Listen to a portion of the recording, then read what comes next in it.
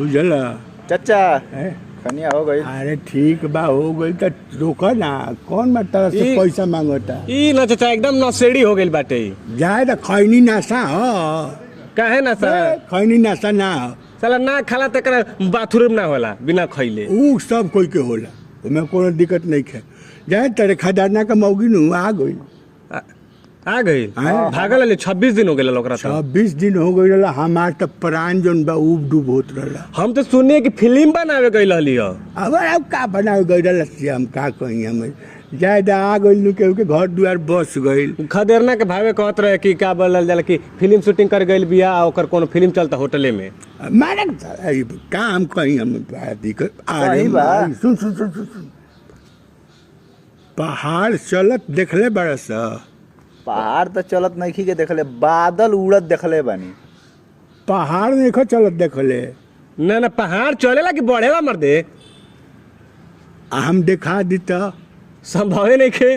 है संभव मोबाइल में दिखा देबा तो कुछ कैसे ने से तो बातें अलग बा, लेकिन रियल में तो नहीं होला। और देख उन्हें देख केने उन्हें देख, मर्दे ऊ तो आदमी मेहरारू। पहाड़ चलत देखले बड़े पहाड़ है।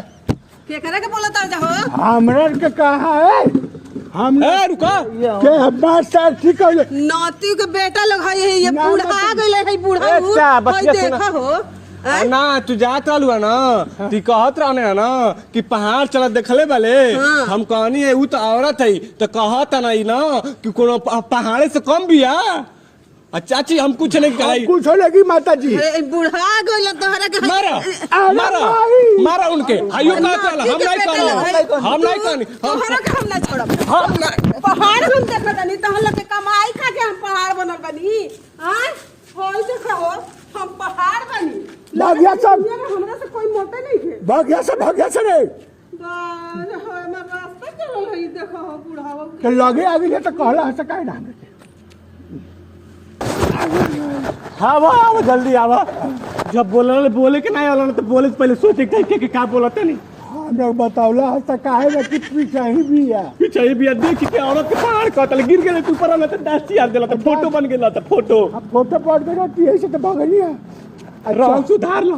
हम अब ना बोले बाबू, हाँ तो जिए के बाद रंग सुधार चलो। तोरो बोले के चाहते लगे जे लगा ही आ गई। ए मैं कपारे पे खड़ा भी है तो बोली निकला था। 4 चप्पल पहनी अब 4 चप्पल तोरा के मरलो सब मरल सिया। हम दरवाजे डाउन हो गई बा। होशियारी में रहले तो देला तो 4 चप्पल चला घरे।